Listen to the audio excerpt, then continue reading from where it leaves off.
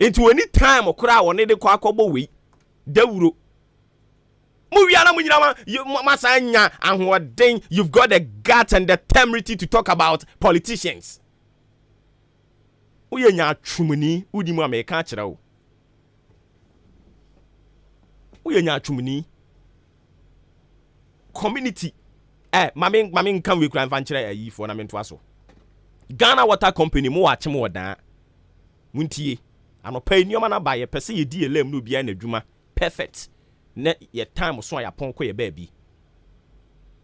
Ghana Water Company obi ti on kan kire wo mo. Ghana Water Company achemo odan branch. Muntie ensuo no kura nya bi nom. Nti kakra no aba no mo me ho ban. Bese na wotwe ne akire nie pipe apai ewa aboabo Methodist omo asore dada no ase ho ya ka ho asema kan enya nduru mo ho no mo a me say remind them pipe apai mo mehwe na munni hu dwuma mfa mayen yesere mo nananom pipe apai aboabo Methodist omo asore dada no ase ho ahenka na fimanimu ha ya pipe na pai ya ka ho asema kan last week Sunday ye kan ye yente ho hwe ensuo ni bua na ebugu ensuo ni mukrenya bi nom yede nkrofo akosisisi dibia no a it is their work to do certain things they won't do omo mess up wi a no omo anyina ada no omo ho de behwe politicians nanim because politicians no so no they know what they get out of positions no omo occupy nti technocrats is a technocrats for one for no almost mess up. They will be there sitting aloof instead of whipping them in line, making sure say they discharge their duties diligently. They will be there. And it's a pipe or pie kurano. Instead, say Ghana Water Company eba be na dwuma no. Na ye de ko say MCE. Because our system now has been polarized. Penny mu akwala mu penny. Penny mu ne ho akwala mu ne ho. Eno ne system e wo mu sesi ya. What kind of oman na ye chichire de amayen ho? Oman a some people want to be ye no mo bekasa ye mpa chew enye masa. Person yebeka wasem akoye businessman o mampani akufado kan ye person yebeka wasem akokoye private businessman but we wadwen so obedi assembly member we wadwen so obeye unit committee whatever we wadwen so obeye public person yebeka wasem we o mampani akufado kra beka wasem ada mu ntie show ya na o mampani akufado ye kana asem o pe enkrofo mo pe o mampani akufado asempa am number 1. People that they have a soft spot for the president now. Obuoba is number 1. But I know say me pe wasem nti no wo ya de a emwa yen a me ntena se me Bible no ankyere me sa Bible no minim se ne ya amomo kenkan mo de Bible say obi a odo no yonko no ka no kore kire no nti no odo ye no kore ka odo ye no kore ka. That is why now do you know the number of people they want us to talk about their issues? They call each and every time. Hey, yes, Remo, yes, me monkaye. Say ya bia humani tumwa. They call, they complain. You hear it. They hear it. Encrophobia, obiso obo me pacho. Ebi mo frɛ ye in back door. And I'm going to say better because adiati. Do you know the kind of work we do? Yeah, backdoor works. Tolerantly. We know what we are talking about. We don't just come and be spewing issues because we do investigations.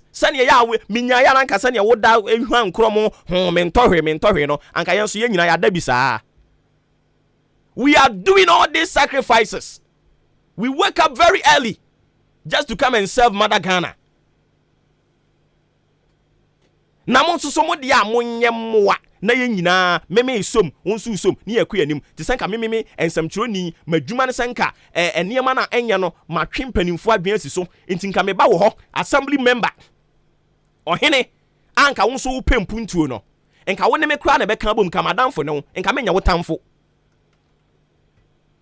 ohene anka wo pempuntuo assembly member anka wo pempuntuo no anka madamfo ne wo because wo de issue ni ba me betena ha meka so abeto mpanimfo asum ama o ma ba be ye hu bibi di ama wo but ena madwem bone enti enen sam twofo abeda ne matamfo because en sam twofo ni bebre no anso adwene nya papa omo de omafu na nam because of 50 Ghana cedis 100 Ghana cedis inti omo de omafu na nam they see the truth no omabu na nichie dwe but ye mu bi de we see the truth ye ntimi mu na nichie dwe we will talk about it. That is why ye ni adamfo no ye ni adamfo because of the truth ye be ka tell simple ni akoye ba bi ayi mo me fa we ni o ne nkasa ma wa kire ho no mo mame owen mpacho mo ne nkasa wa kire ho mame we see the truth and we say it as it is ye nkova enti sa wote se ye kan asem a e wo se nka wo hye da kora to nantwie mua e de ba because enkrofo case ye wo ho no mo a enkrofo dossiers ye won de ya ba a ye nyina kora mie obi file so enkro ni bi wo krampo ya na omo ya na wure kora fi kro ni din onim enkrofo bre a wo nkwa CNDC ni MPP politics ni nti wo se ye nka no kora mamo masa suba we mabiem me ka kire mu pen say yen ha ne nsuro bia but ye bunipa o your hene we respect you as ohene but o mess it up we won't forgive you ya nkwa nipa o maka kire o ye be ye program ya afinie so you should be able to know extend ye niema ye nsuro nipa e kan sa ne etie no a ya ko ya baabi wo ya me maame wo ya me papa kura na wudi nsem hunu a ye bese kire na ka kire wo me do wuntia mo ya mo ne mo nkwala ne titifia na bububu wo mo be ne papa o do ne ma na o ka o masem na me betena ha na me so me do na me ka asem a de o se ma me nka me ka kire mu pain by March e wo sa be na se police station ye wie me susu ma ho odin a metumi ene se me twe mpanimfo adwene de asi so mudi mu nkura mo pese ka o masem a wo ye ka asem a wo se ye gu ukuro animu ase na ukuro ne ye de ya nkra ni begu ase enipa na wo ukuro ni mu ye ne ya nkoma ni begu ase yes wo awo boni a wo tu ba bi nka se wo awo panka wo nsan kwampa do the right thing and let's move on okay asi aba so obi so ahon maka tom say 2022 no yan so obi aso biem amampani kura kana sem na wo what are you talking about ena no me wo hono mo kuro bi nko akuro no omo hawo be se 4 opese ye ka ho asem but me nka because me nkonko di akire asem no sa wo de ba wo sam yan kasa nso me di akire kokohwe ne etuam enti se ye boka masa one way to your thousands one offense 1 cedi secret amount say o ba be investigation and so o be hwehwe ye yimu into the 1 cedi and 2 cedis bi utua do you pay adwem boni nti mo hunu no kura esan ho chale pe nwom na me ka say ye ho adwuma wa ha no fatum ma me ni ntie kakra masa o yo hini aprimpuntuo yemfa nwe guess omudi agrokra be bobo omo issues aba ne be bobo mu nyina mu din we have the hardcore evidence baby up baby betimi dia call ye be bobo din o hini a wo guess why oni kabo kasa ayi ne wane agum do the right thing o hini mu aso nkwada nkitinkiti mu wi wo mo sa yenka ho asem oh yeah u babifu masa ya ka kire o pain ya so ye bema biblia ya kugyaw ya mamo kwan ma ni nyina mo mblemu politicians o ni nyina na politicians and politicians am do do yesen Ghana ha politicians omo do yesen e wo Ghana ha e na how bi e wo Ghana ha bia no ye hu ni say politicians na minu mienu nso ye niema bi nkete ukwa asori ye de ekuo bi ahye wonsa e de kuo ni sika de ama wadi brabe bu akonta wo de na metie me ya o tena brabe tena si bu akonta na kuro ba akuse ye no so wo ye hona no ha ya omo so ayie sika kuro no o nse kuro bia yasisu obi wu omo oto obi omutuetue o sedan ene no so ono no ye kuro no secretary kuro na wa ha ya na onu say ye beba no so ye investigation ye nwie ye akaka kra bi ne awie ye beba no so brabe bu akonta no ene mikokofodua o kira mikokumase areche wadi sika no na sa nipa kro ya sa nya kukuduro onsuro nyame na wa frɛ ena na anado gamba namba NDC wa mu mabam ne onso so te hanomu a nsem hunu wane na wote so Bible say yi wani ase mpuna me de mo Bible no ya menim say de mo kenkan no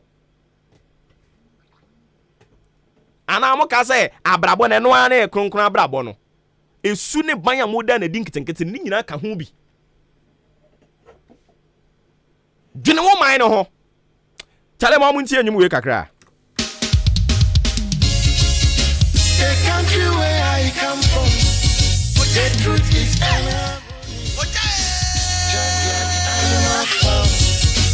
justice mean inequity. So who go say the truth? Who go say the truth? Christian Ghana Adisiye Obuoba Ofori Amanfo Maakye AHENKAN933 FM. Silence. Traditional leaders silence. So who go say the truth? We are the Gokas of Confusco. Now by area, why no better? We are the Gokas of Confusco. One guy's out here, why no better? Who go say the truth? Who go say the truth? Oh, he need it now, see what I see so. Na your friend on a AHENKAN933. Only papi obeka na sembia. So I want obet you too. Everybody was afraid. And when Tina Nantuma caught it again, once my boy dumping one and but who go tell the truth? Nanai or say me. Nanso bien person beka wansam because everybody is afraid. Anya safwe muayini akukudro for nyina danima. Enti who go say the truth? Obiaja konson so to grow jamansa to me bia kakobrafo.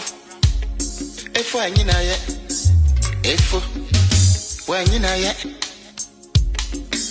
Na so kutrata down na so be dia back or why no keke. I fene for be man mo pia for efo ne cross on my mo. Anya safwe mo ayini. Akukutro for nyina danima. Enti who go say the truth? Abaya di bote chino. Yedi bi bebo nyande bi tachi sa odi o ma o pipi numa odi o ma never shine my frafonsa but who can tell the truth? Fire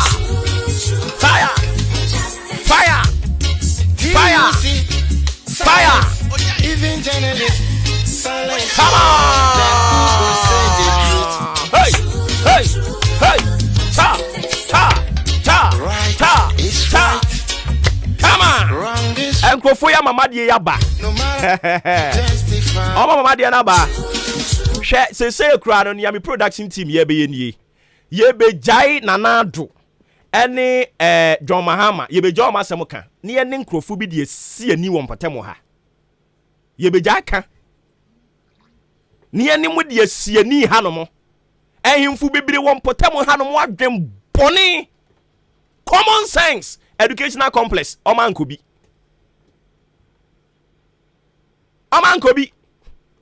na mo issue timinya the national attention and your way chere no ho mibisa jiwani nkwanta mo ba bia mo ne jiwani nkwanta mo ba bia mo ne mibisa wo se ho no wo mo ba bia mo ne empen dodo osen na abrante ye ofirefiri jiwani nkwanta omo frɛ ne sempo oya o se ye frɛ me kakaku mi ame kakaku empen dodo osen kakaku nkan ye wo kasafidie so se network enya papa wa jiwani empen dodo osen enti jiwani omo ni adi kuro ni ayi hemfo ho omo ni bi ombe obi ada na mo ho anu na mo nko DCE ho nka chen se DCE ye network nya papa ya kan wasema kan enti mo jiri se DCE ya hunu na nanom a obebu o manimutia na nka na nanom akọ ho baako na nanom akọ ho mienu na nanom akọ ho miensa yeso obosumanim ye kọ ne mprensa enti mo kọ miensa ne wie na antentam a na nka na nanom matonsa friends and twofo no mo ayoye kire motete wo se hwan na emeye mamo na this simple things ye kan wo te wo no mo se wukoku apai ese ye fa ho go say the truth jiwani nkwanta mibisa manope mo ba bia mo ne now by ya why no maka kire mo se o friend saying asem ne bana se menka bia it means me hwehwe mu a me ye ne me nwie ye me mpese me ba be kan ye minim who go say nti ye bowura adwobie nsam ne na ekokọ so na me se no I was ye bowura adwobie ne ye hwede ekoso adwobie te se ensam ne de troka uyi wo mo dan no a aye tantantan no ene ho nsam aye bibibi ne disi ho no mu a ensam akaka ho anankuma onka ho asem jiwani nkwanta ba bia monne ebi ni ho mesi ba bia monne anopai meka ba bia monne jiwani nkwanta public toilet si ya said say we amansan ya ne mu obi wo ho jiwani nkwanta ena no me kwa ba bia wo mu ye yie na me say kuro kama say ba bia mu ye yie nie wenu mu nyina ye problems e wo ho ye ka obi ti ba bi si ni buafu ni buafu sin ka ye nko fato ani kosua emefufu mani ni na nka ye ma na ye mo ensam na ebo masa wo share me so wo share ya ni bria ni ye ni agro hawo ya mesuso obi aso maka kiro se ye tu galamse wo mo yakobi ni ya na ma mo nka mu asem nkyerɛw se ho no ye me panyin me professor me yi a yes samia ne be fuegu tantan so ne ni ogina ho ekere no hanya safwe mu ayini akukutrofo nyina danima enti who go say the truth abaya di bote chino ye di bi be bo nyande bi kachi se wodi o ma opipi numa wodi o ma never shine na frafonsa but who go tell the truth TUC silence even journalists silence oh then who go say the truth right is right wrong is wrong no matter I don't pray my more honorable Kofi AHENKAN933 and honorable Kennedy or say nyako mame mo mumi enu abaso in fact hey akwan ya tete ya pansam ayese konte bi a wo ba chimodan ya hwa abo ha yati bi ho no ubowura empanimfo mienu wo mo mpasua so a se de omo ye kwan no me ho kura adwiri me ekwan no te sa de chie bia ye gukota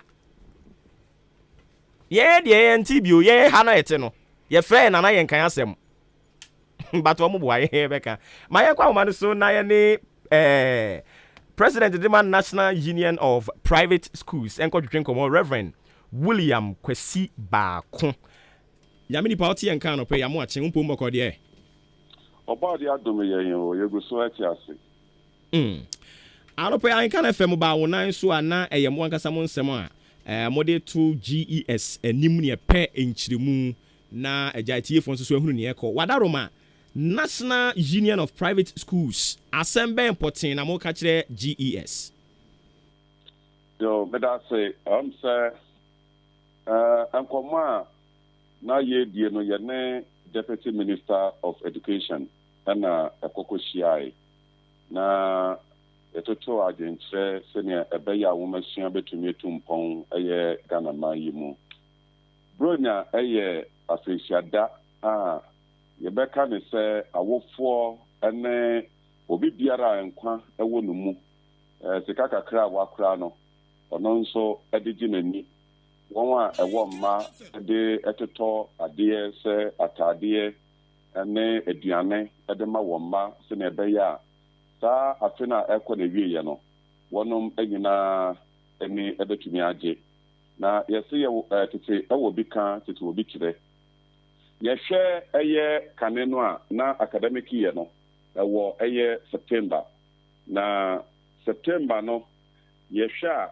utumi ehunu se August eye ebra aduane etumi ba eye system no emu aduane eba nso a edisika eba ebra kwafo ede wondiane ekodwa so ne ade no edisika enso ba man no mu enti se ye bie school eye September no mu a etumi eboa awofo no ema won tumi to eye won books school ntade ene enema biara ehia eye enkwada no na ye dibro nyawie na ye wura eye January eye sandabo so me na kire se obia eni abre enti what the academic year no ekwakwese sabre no emu a ede ni bre na eba enti ede to deputy minister no enim wajatum se ono nso no one ne minister ebe kasa na afei won ahwe se won betumi review no. Oh, I see.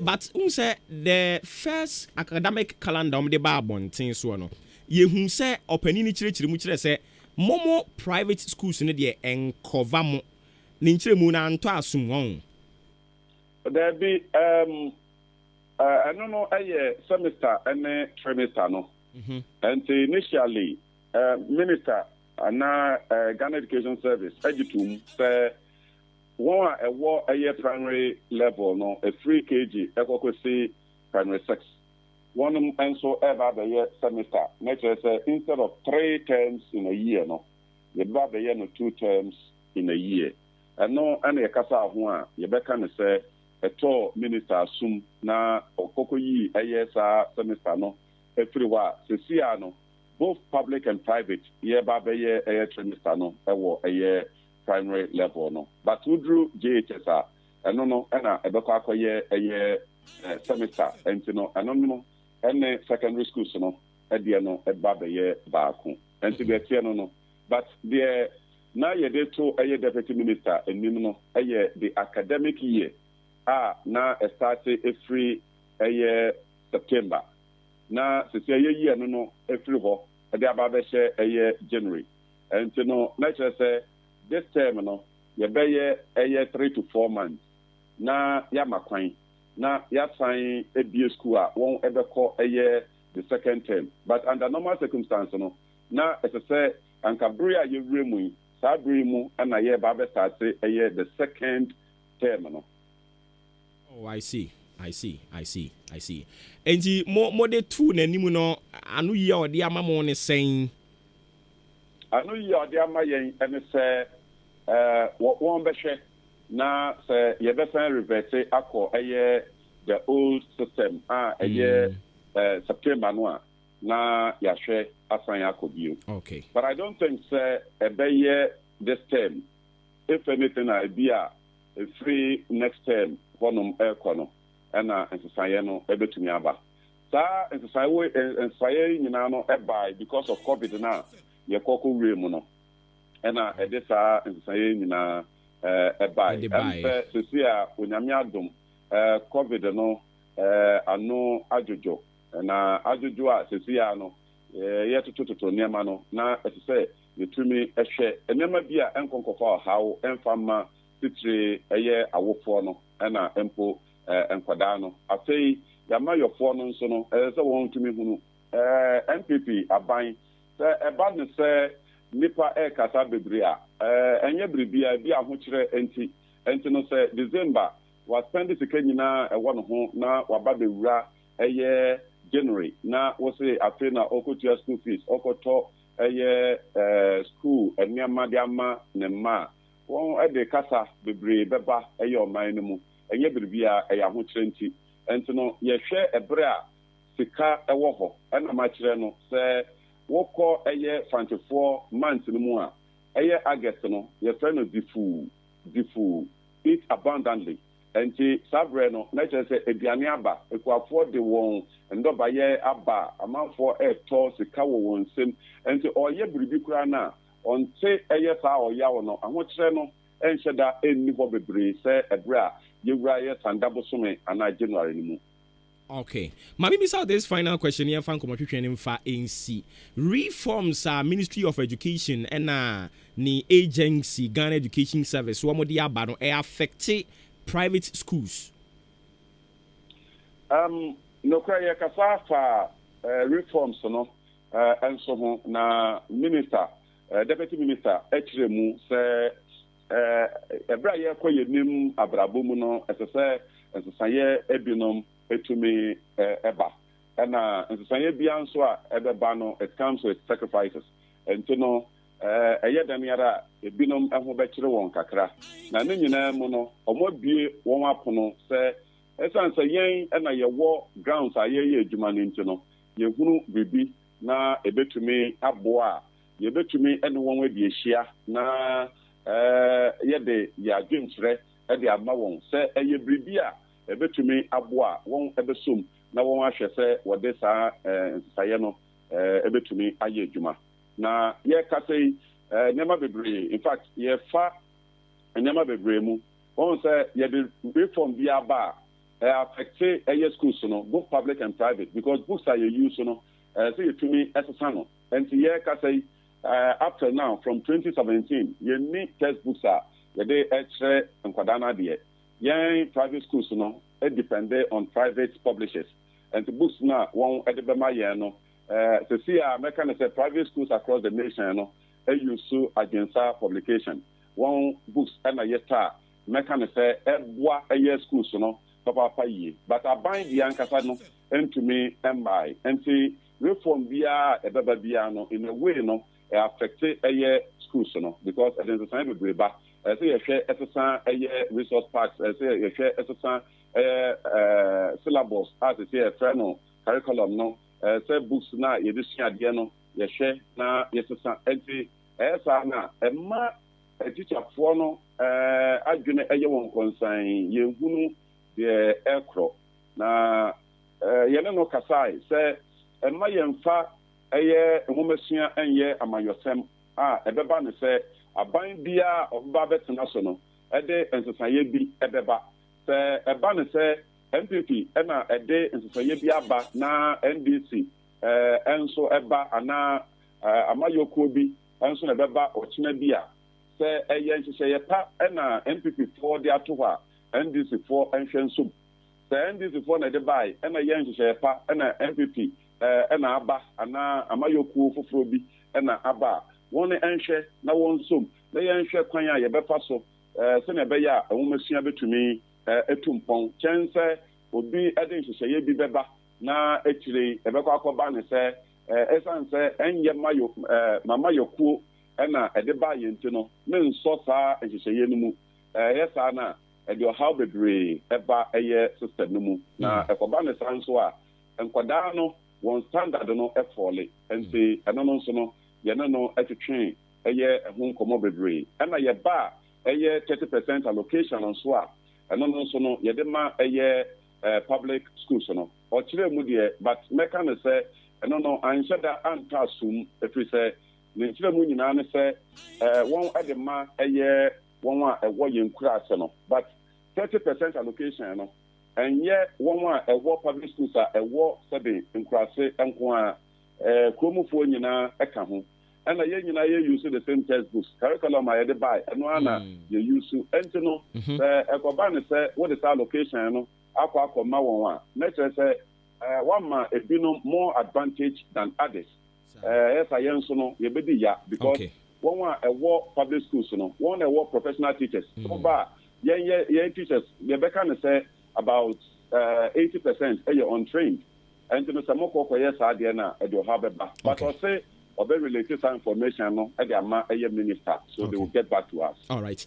Reverend ma ye na se bibia ni e be san ba yo yen so da ma say monko so amoa ye womasua e wo man yi mu and da man bia betum pon no e tina womasua so entinyame enhira mo ebinom e dey on station e politics nko a but mono ye hunu say mucha madwene e dey see e education so nyame enhira mo na de mo ka bia nso no ana de ye ka bia nso no ye gidi say yempinifo no etie a won besum ahwe e de aboa nyame enhira papa nyame nipa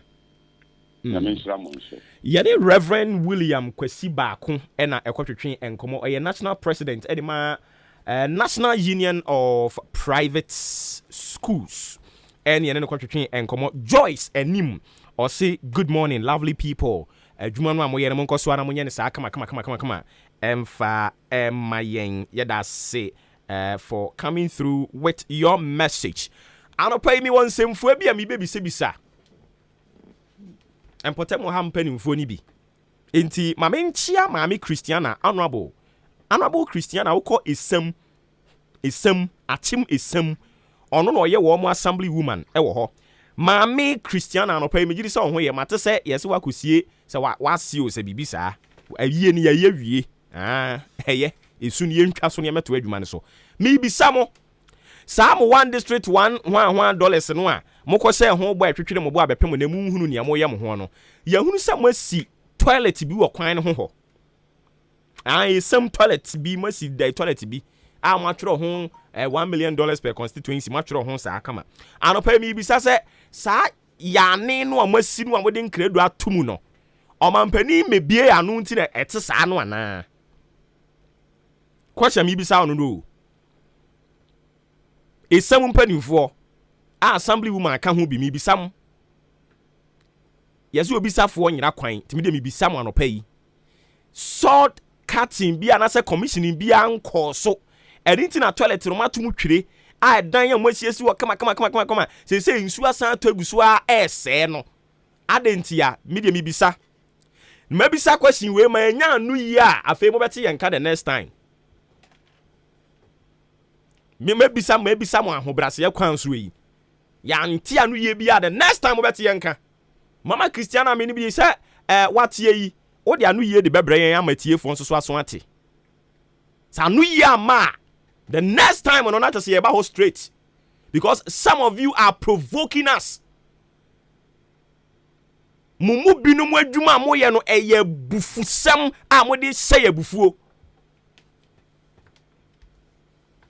na kromua a ohene osuodi kro no ho no oye NPP vice chairman kromua ohene osuodi kro no ho no eye NPP vice chairman. So can you imagine? Can you imagine? Kromua o enye semu asem na meka o kro bi wo mpotem ha enye semu asem na meka but meka wo mpotem ha ya ohene mu anu one no ye MPP for vice chairman enti wa imagine mo ye demo mo mante na wo ho no mo ne ye so mo ye demonstration because public toilet ni ho ohene mu ani di ani mu me kekere boys no ye che wo mo hwe you people shouldn't provoke us ya so somo so ate na mo ka ho bi you are the reason atemne ne mpotam mpuntuo nkoso you are the reason na ka edi enim senka sisi ayi anka president otia konwa so nko ofiri achim mamu enti nka mo beka mo ho abom united front na nka makone ho akoka twi di ato ni tirim se opani osi achi nya woda ehwa no mo na wotafre ɛne nti sɛ si wabɛtena Ghana konwa so yi make sure sɛ wo mfiri so no na akyemfoɔ nso yɛnya so mfa so meeting dodoɔ sɛn na makɔ mukɔ meeting biaa ɛyɛ this guy I claim ehimfumua ai munika boka sɛ ɛyi wokɔtena ase a oh this lady I claim ɔhene mua mpanifo ehimfu mpanifo 60 73 75 oh I wouldn't even ayi yaman saba yi ɔte akyire ha yi oh me de mawe no wɔhene mua krompanifo. You are supposed to think. Use that your brain to think. You don't use that brain to clear people. I feel what are a clearing agent? We had more tema port now. We had more him for port. Massa. Mwana makofaba. Enka 2022 idi ankana ka midimilem. Mwana makofaba.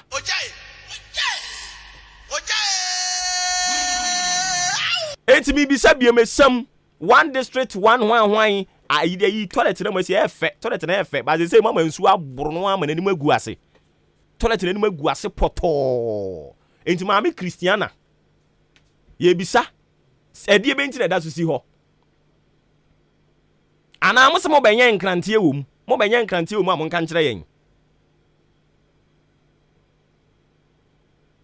jiwani kura de omo ni bi mpo eni atumu akoye nkrante ewom omu ni bi omu ne kwan ho jiwani omu ni bi omu ni public toilet se me boa ene ye bebia homa na tum obi mfremfiri jiwani nka nkyem se abrante wo boa wa botim na wokeka nsem jiwani nkwanta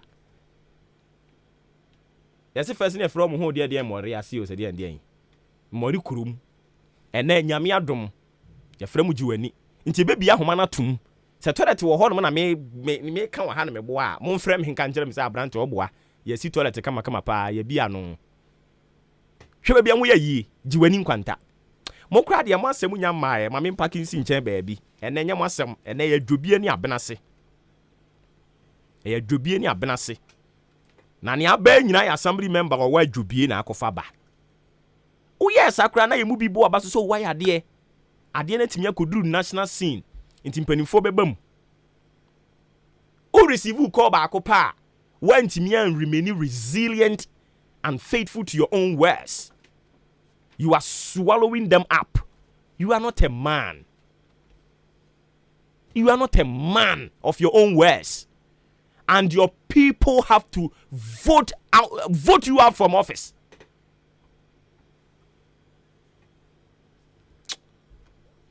I'm making kind of messages near to us. We say, Obuoba, also then, me pese we den, me pese we also for na den masa. Twi no to me tru ni ya tro brofo. Also your friend is Solomon ni or the free small London. Solo. Oh yeah, me papa nka asem me ka kire papa din di Solomon. Ka asem me ka kire wo no. Fagastin su di free SDA no de buy no chese Obuoba me mo ache. Yankopon hira ne adwuma wo ye. Minua o ya bozege na o de thank you atwa so we kire ho. Ye da se. We so the message di aba ye da se bebre. Prosper. Thanks for coming through with your message. We so no de aba no chese Ghana president, ministers, community leaders, any him for akeka ho assembly members ne blah blah blah blah blah blah blah blah blah. Me pamo chow impemiensa. Se mo mpesi ebegum animu ase ya monye ne ye. Ye frɛ me yebo Samuel. Me di firi kokobin na ede ebaye. Me pacho join ye on Facebook na so for adwen channel fa bra. Yen kinkan ne se ne tie na mfa ma wo. Politicians na brani atemdidie. De bia na politician. Ye was small people so we ye community mo no mo a ne yen koso nyina ye omo a.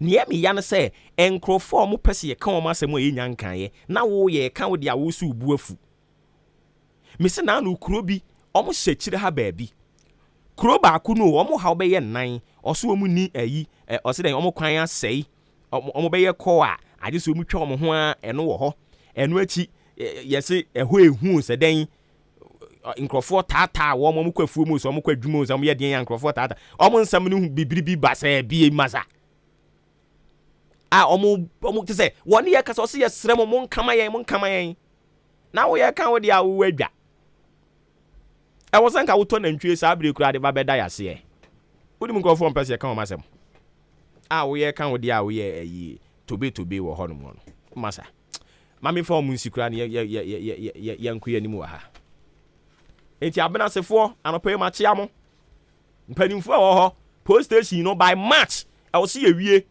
mo meka ho haw botaye nti akasi ho no mo aye nya nwie ye no mo mra meka nkire yen botaye nti aka ho no because me ma ba ho no ma be me checks ne be ya me checks no ba bia maduru na ye nnua na wo se motodi gu so ennua no so hyehye mo nsa mo na wo se mudi ani mu nyi kotwa nnua no e be gu so ennua ne de me ka kire mu pen abrochirefo ne mmeto nnua ne ne wo mo nto ne kyena mo nto amunyai ennua no se mu mmɔ nwura mo amokwaye nim enkotwa bi megu so a abrochirefo no ye ka wo mutie me mo mo meto ne ne mo meto ne kyena edan na mo pa ba bia aduro no amunyai ne saa munya ma nkura nkyerebe ne apramire mfa obi aho ennua no mo nwura kwaye ni mu nkota enkotwa ma megudua yi edan no so ma brochirefo no emfa nkyensin sika ma mo nton nkyensin ngu so plaster dan ni mpenti ne kama emie mia no a munyai wanya bibia mo ase enya mo ne kro no o ye ka wasem a wo so wubu afu na yesi me wabufuo ne me fa ho abufuo no me beto table so atwitwa di hwe Ojai.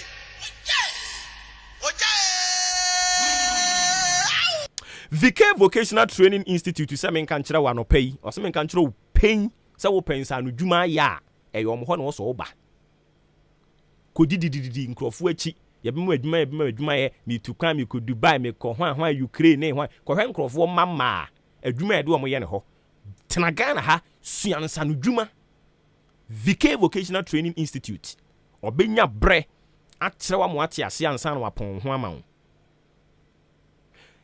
obi bisa se die ntini womra VK bra ho sanse eye covet registered training school 85% practical training ene ye ewo yen ho VK Vocational Training Institute asem na make akire we yawo conducive environment for learning inti so ba enye se wo sua se ne ye pomade no na afi na obi bakam kai na obi yamaburo tototo da bi yen ho no environment ne ye very conducive for learning VK Vocational Training Institute and I make come for the amount. A teacher for no su trimu abobew omo wa abotre e wa ade no omo kire no ho. Na wasua ade ni nyina wie no, uwie a yama certificate of competency. Certificate e kire sampa adwuma bia de mama bia betimi aye. Unya aban contract kra obetimi aye. Ye de certificate ne de be ma wa pi so. Courses aye nie fashion and design. Fashion and design ye kire said ye pam ema ene mema entade ene uye obi a wukakosua ya de pam na wusua mema nko ade a asembeto usua ma nko ade asembeto e wo so usua ni nyina bi sika no e wo so woje mema e wo so woje ma eno na beboa wo eni ti uba VK a ye be kire said ye pam ma ya kire said ye pam mema entade ye san so kire said ye pam wedding gown said wo be pam no wow betimi apam wow de kama fascinator ye bridal fun and also so ye ho adwuma kama e wo VK Vocational Training Institute eno achi no ye sign decoration no ye betro se ne ye siesie wedding ye betro se ne ye siesie outdooring funeral engagement internal and external event bia no ye betro se ne obey decorations ni nyina kama ube wie no what me say wasua adwuma pa me pa che wo ye ni achirichiri Davi tilapia haya aboabo ene yewo aboabo Davi tilapia ena yewo eno one say obefre 0241 99 57 75 0241 99 57 75 eno ne number obefre VK Vocational Training Institute me pa che wo ya san so ato machines ni bebre machines na yede pama de no ya to bebre ene de agu dam enti wo a wo ba wo ni wo machine no se wo di bi ba fine but se wo hu nyanso akwankora wo betumi aba ya wo machines wo hono mo a wo di besua de nti ugusu a wo ye ne kakra ne ya ti asese nsate nyina anye pe wani baba ho so no na wo so wetimi ato machine nti se wo machine se wo ni machine ensuro bra VK Vocational Training Institute fa number no 0241 9957 75 eno ne number abefre so opese wo simu pampan so a ye wo David Tilapia abo David Tilapia kwan no so ho a obehunu yen e wo ho eno ODI Electronics sa no pe men kan kire se ye TV se enche ye ba behwe World Cup ye di kan hwe AFCON ne ye Ghana fo ko bo adabiridu hotro kan no elmudi anim guase ye di aba ye guso a ye tete anim a ye nwie ye no ye wie na dia eba bium ye World Cup enkohwe TV obi dem obekire wa ye wade me pa chewo to TV fasi wankasa wo dem na kasa wankasa fa se si ubo se menso ma to TV so what as here into say TV na open fridge deep freezer gas cooker blender kettle washing machine and an iron and a wo pa make amfo ODI Electronics e di amount se wo kura usika ne pofo a obetimi di aba oba AHENKAN FM a wo se me pe TV ye di nkomo na awie na bibia go through wi a ye de wade de abrew se sika ne nsonson ya oba wo se AHENKAN ne mi kura nie monye nto ho ne aka no yenye nhyehyeye metua ne sei utua wi a wabeje wade wo de ko akire din obie ne wono mo ye bi won potem ha wote se obi ye bi osua firi yen ho enam so osua firi ye ho na enye ono no de ba ye nti na nimu begu ase ye nche 0550 900 600 0550 900 600 eno ne number obefre na che se ye di nkomo wa kire ho kama pa mpacho Fix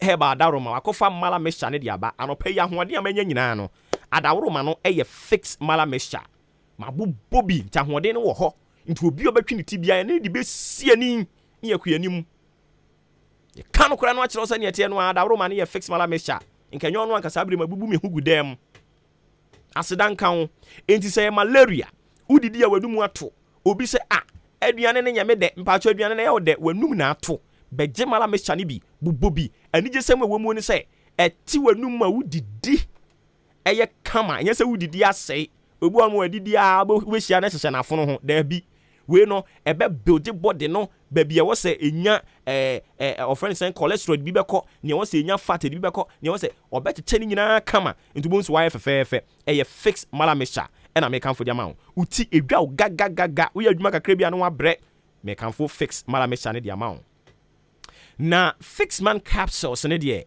emema no ne ma no agye atum ye boss wa no oba ba akwa sore adan ye o se akwa ha ne ntumam o de ma fix man capsules asemben a o se amane a fix man ni hunu ye no na nya mane ketwa into de so aseda e de ma no wa tu che de amane ye se ye da ase fix man capsules no me pa che wo me nkasa ma manum ntasuo nsa wa try bi na hwe fix man capsules no e ye jiri e pemu a wo se minie fix man capsules ebedi say adwuma ni hina de ama na Arabella ointment ne ye ma ne dia ebesrasra body na mana ye kama mema no amuyi mu mpaboa to no na nkrama ye koso atwere bo no me pa chow moma mo nsa enka eye Arabella ointment no ebi open dodo a chim odan mu nyina mo fuma ni nchirem e wo both chemicals or odan main lorry station baby aye ton kokko no ana freja boat was 0205 88 5000 Oko eye Ochiniba drugstore,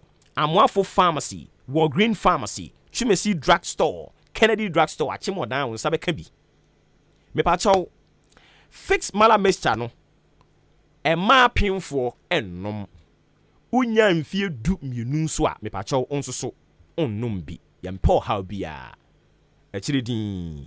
Fre fix herbal penny for 0208 44 42 0208 44 42 and a 0302 90 2071 offer wo man komo akachiri nyina mobedi na AHENKAN sounds so say ye outdooring engagement program bia a wo pay machines am ye dia bebo wonwom de 0543 35 0934 0543 35 0934 K Asenso Limited am yenkunya papa ne teso into say swinging wheel office chairs, quality wooden chairs or 10 tick bookshelves may can fu K Asenso Limited and ediamamo circular dabraka off Iran Clinic Kanesi or Flamingo Road Zango Junction 0302 257 209 0302 919 739 K Asenso Limited say home of quality office chairs and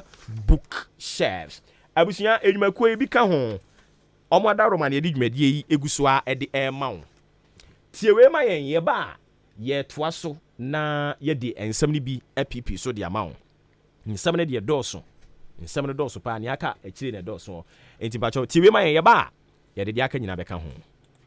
Amanfo, mi chiechia na mi busa se wo pe fridge, deep freezers ana ayonwa ehe na benya bie. ODI Electronics mo oyiwa na mom no. So bi se ope microwave, ope blenders, ope gas cooker ehe ana no so wonkro. ODI Electronics edem obi hia kettle, TV ana se rice cooker. Misro ehe ni wonko. ODI Electronics edem yopo. Afei so obi pe washing machine ana bread toaster, any mobile phone ne ho akade nso a ehe ni obi benye bie. ODI Electronics oyiwa asempetia se wo panyoma ebubo so bie nyina to ane bo da form na mu akwanya na twa ne kakakra na fa wa de a ye delivery e de ko ba bia eye ODI Electronics ebusu say tam enyoma papa bia wo pe say ye TV, rice cooker, washing machine, bread toaster, deep freezers, freezer, anase iron, fridge, microwave, anase bibiti se kettle and a gas cooker ni nyina ODI Electronics ememu anya bi at a very affordable rate. Umo kakra. Emfa oni babiawo. Dio hiane se. Ube friend was 0550 900 600 0550 900 600. ODI Electronics. Babia uwo bia. Utuaka wiepe. Ye delivery at the mouth. Open so a. Ubetima be pick your product. Ewa henkan 93.3 FM heya. ODI Electronics. Ye boy.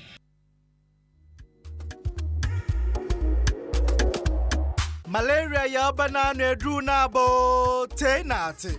Fix Herbal, the Fix Mala mixture. Wa boni pitu, wa boni bede. Na otu malaria se prekupe na aba. Se wuti yo wenu mato. Wa powder nsisi wiye. Akwa hospital ana akwa ye test ma wosi enya malaria. Ma malaria nzi unye bio. For Fix Mala mixture na obama wa pomuzin prekupe. Kwa drugstore ana pharmacy shop ne benya Fix Mala mixture ato. Na se pendudu etwa kwa Fix Herbal wo adenta kantamansu. Ana fre one wo 020-844-4442. 020-844-4442. Fix Mala mixture dri. Obi a wenyin san. Anorma bofraba enufu. Ana bofraba onzi mfidwe bien mfa. Fix Mala mixture. Enkratuyi FDA apenodo. Hey Jack, into bookshop or pass say what town and I won't catch me no. Oh, Bloom's Bookshop and Trading Enterprise. Asemna Woken. Say it test books, exercise books, pen, pencil, eraser. Adie bia efa adisunya hono. Would we reach them Bloom's Bookshop and Trading Enterprise on Sabe Kabi. You will book no any free crutch. Ekopim tertiary institutions in Engina. Anything sorry offices. And now we be bookshop kese and I will pay books in the gumwa. Also call on one sa ebe kabi. Kai nation song. Say ye turn in the doso pum sanso and I open back pa on sa ebetumi aka Akim Odan supermarket ye ni GCB bank no and e di enhwe ni mo frame was 0244 293632 and I say 0203 083031 Bloom's Bookshop and Trading Enterprise, mark of excellence.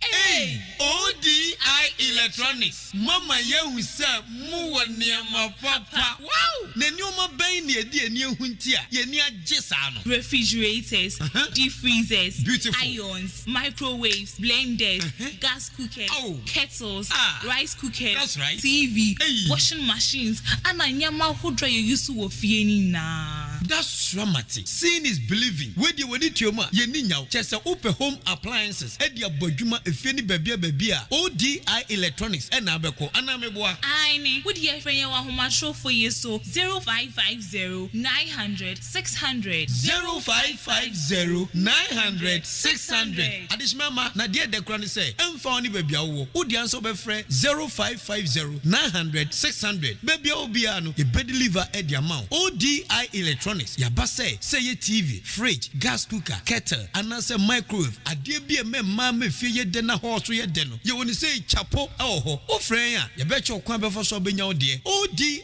Electronics. Ye no ye delivery eko be bia. Obuoba Yankopon Israel papa Yankopon Israel di AHENKAN mpo nipa no na dwen hu so de adwuma we ba ha ni pakon ogitum Yankopon Israel se nipa na Obuoba no pe wa kan sema man papa omo Yankopon kan ho na de kan ho na yi akere Obuoba manage ma ho fama se endemetimi nya because my trust every time we a product, to be frank, you are a product that we have to be proud of you nyame Israel bebre Ghana adisiye Obuoba Ofori Amanfo emamo ache edeba AHENKAN933 FM. Okay, erunti owoso adoto a minsuro akrokra yekoya ya san aba Nyankopon onhyira mu nyina se modaso abutu mu fidie hu amutie omo nso a wo mote ka mu ebi kɔ wo mu adwuma so ebinom so kyenku omo abo eye Maakye ho komo anu mugusu a wo mu edie ebinom sa brantie wa kokuduro ebinom se abrantie ka no korɛ eno nso so asɛm kro no ama obi bu afu a me no ka sɛ ne bufu pompa pai sɛ ta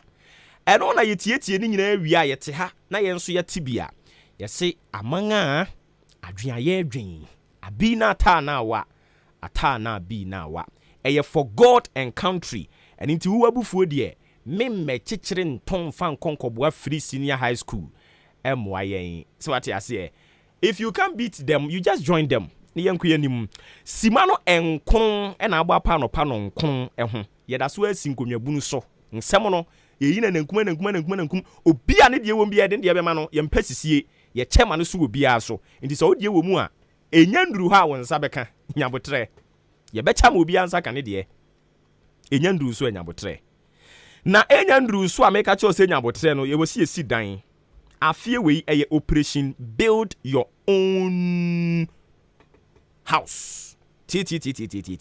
Operation build your own house. Wa high dine ache. Ya high dine ache.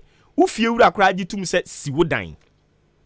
Ufie ura u. Ono kraji tum se debi ya me bompa ma se wo anka se siwo dine.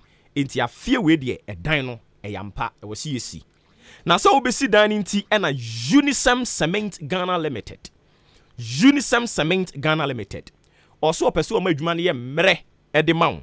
Eniti osemi kan kire wo se eye cement ye wo pepa mu na wo pe ana wo pe de wo rubber mu obruni fe no sack oba Unisem Cement Ghana Limited ya ubenya ni nyina bi kama pa cement no nse omu ahoro okoto cement ye nyabotre ye mpepere ya ho me ma na ka kire me se wo pire yi ho na abeya yi tie kwa kosi dan a ye nya minim wo ye minim abekoto edan ho niam bi baje wani so eni ti wo kwa no wanyabotre na wabisam ni akyerew se menua cement no wo de koye den ye woni ye de eto block wo ho ye woni ye de eye foundation ye woni ye de plaster dan ho eni ti wo kwa wo kyere wo mo a omebema wo so ene wo de eni ti Unisem Cement Ghana Limited sa no payment kan kyerew se wuti ayeye Unisem de kankan ye wo nanso ye de yen nkurabata ni bia ba odan ene ne mpotemu ha ya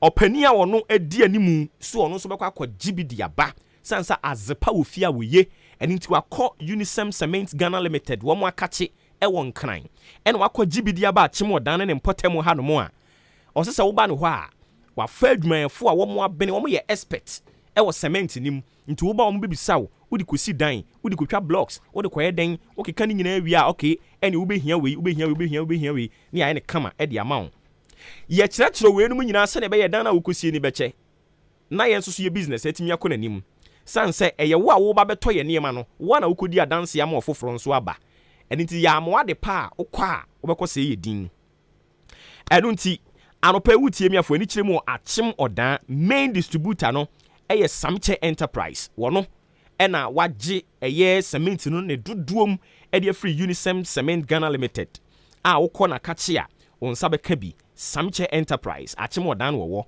owo Amantra Wache Junction unsi ababesi ɛyɛ abrosan bi wo hɔ no mo kama pa abrosan etoatoa so bibiri wo hɔ no ɛhɔ no mo a ɛne ɛwa yɛ ne no ɛna edi nhwɛ ne mu Dukes Filling Station hɔ ɛna wo behunu ɛyɛ Samche Enterprise ɛwɔ mepacho kasa tenten toponko ɛne tu ye mason wo obi a wo de cement yɛ adwuma wo afei na wo besi wo dan ɛna wo pɛ cement ɛdi sa adwuma ne dia me kanfo ɛyɛ Unisem Cement Ghana Limited womo cement ahodo wo de aba ne bi ɛna de ama wo Amantra Wache Junction abrosan foforo no ya besie no ya ni Dukes Filling Station ɛna edi enhwɛ ne mu wo ye mason na wotimi di adanse ɛde obi foforo nso ba ɛma ne ba beto cement ni bia oh wo kyerɛ so wo bɛma wo cement bags ni bi free wo bɛma wo bi free ama wasan ɛde aka ho fanipa bra na omomra meto ade ne enche wade me pacho number ni nie 0243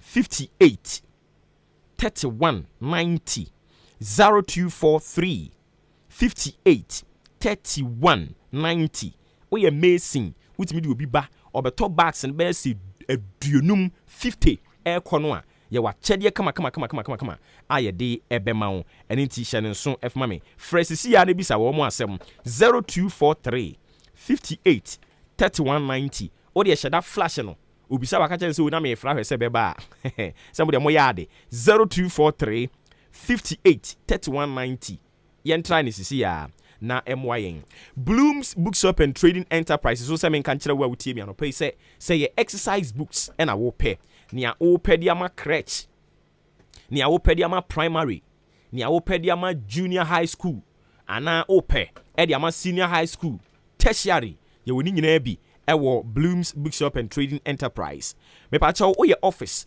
wo pe books bi an obi ba wo office a e ye corporate world e was so ma wo visitors ne wo clients no omo feel at home omo feel say udu omo do different pedestal what you say enti no kototo storybooks ni bi ni books no koto bi free Bloom's Bookshop and Trading Enterprise never baby gu or sitting table no eso what you say sitting table no e warm reception ho no obi ba unya nhunu no ni nkomo no on go through sa e-books no na onkin kan kakra enu ye be friend say company womo adu different level pa Bloom's Bookshop and Trading Enterprise na make am for the amount mu ye schools officers in sorry ana we be bookshop na wo pe books no dodo e de agum no waton anya mfaso a prices no wo fam eni ti wo so okoton a obenya sika e de atwitwa wo ho ye achim odan supermarket ye ni GCB bank ni de dinhwe ani mu e ya no wa friend wo 0244 293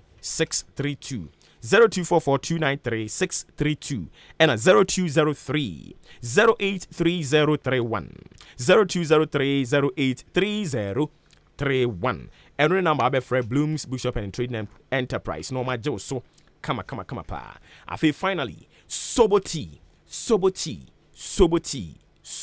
me kind of saying where be the dance here soboti ni dia nan saying no an krofo agia too many to ko Oba ya enterprise no wo achim odan supermarket no we bi ni kama wo ho no ugbowure mu obenya bi wo ho sanso so na wokọ Mary Nkansa eno no aboabo Mary Nkansa Enterprise o aboabo ntimu amu aboabo no mokọ Mary Nkansa Mary Nkroma Enterprise a monsa ebetumi aka bi Mary Nkroma Enterprise o aboabo monsa beka bi achim odan monko anti adwoa papa bia won say da anti adwoa hoofefo anti adwoa obi anko anti adwoa ho anti adwoa owo Roman Our Lady of Fatima asore ne ho no mpotem ne de anti adwoa e no so agibia oton ne kama wo ho monko ho na monko je mo de kama okọ Frimpon Enterprise nso a eya no abisa na nsan omo ekọ Frimpon Enterprise no omo atu agu ade no so a yedwene ho ayente ase obia akọ Frimpon Enterprise no okofie a oso of the soboti be kofie asagro sisi ya na yede koye nasa yasa de bi mu akọ monko Frimpon Enterprise na enkrofo atu agu soboti no so ne de ebura adwene nte ase so adentia yede akakaduro hwentia pepre abrobe meko ene de afra ene aye ne kama pa eno no so be yi bag ne ba ko ya ne said ye wonom leptin no no wa hitin so hye na wo de bi atum na ene wo a wo de wasi chiri said ye ope no wa ne kama emfa milk nka ho so ope se wo immune system no boost yie dia emfa milk nka ho wo yi ba ko de tum wa hitin so kama why ne said ye ope kro me na na se me na na be ka se me tea no me ye de pia na wo de wasi chiri guma ne pia no wanka so wa bo wade ono kro no ebe fighting wa muwa biara wa mu sori we nipadua no so yesi coronavirus aba omi ho ahon aba omi ni cent ni omi ni present enche omu nyina beba but say immune booster soboti e kan ho a masa forget it ebe ko e dia ma kama 100% natural soboti oye vegetarian obetimi anom eye caffeine free enti mu amose mo mpe caffeine no mu nyina mo so betimi anom bi soboti upe bi ato a emiaya mabobodin okwa anti adwa ho odan Roman importem ho sanso so na wokọ oba ya enterprise no so odan obenya bi wo ho Frimpon enterprise no so odan obenya bi wo ho oba aboa Merin Chroma enterprise ono so onsa ebeka bi wo ho mepa chokokọ gibi efo sanso ye kama ehwam ya ne sell Lipton wo de kokọ try bi ne hwa de o try a de bi ama me nkasa tintintin sa so what I say me pa cho mo pɛ no dodo mu pa mo frɛ 0551 119620 0244 087695 soboti eno ana nkrofo agye atum me bobi wie sa na menya hoden no a awurade yɛbɛtena no mo ka nokre no a soboti wo no mo ka nokre wono mo a won fa wasɛm nkwa anwan same bo achi di fra samakese no de aba no kyese Ghana ɛyɛ country a full of peace any consensus building anything penifo momya ma ye ho kwan ma anipafuo bi o ma ye ho so mo ye ahuriye mogya mpo mutirimu da no emema o man ento ape same boache di odifra samakese de bae no owie na ene wasankrofo bi laya wo so wo chia wom Fred Opare ansa o cheso o ye next general secretary de ma NPP yate Salam Mustafa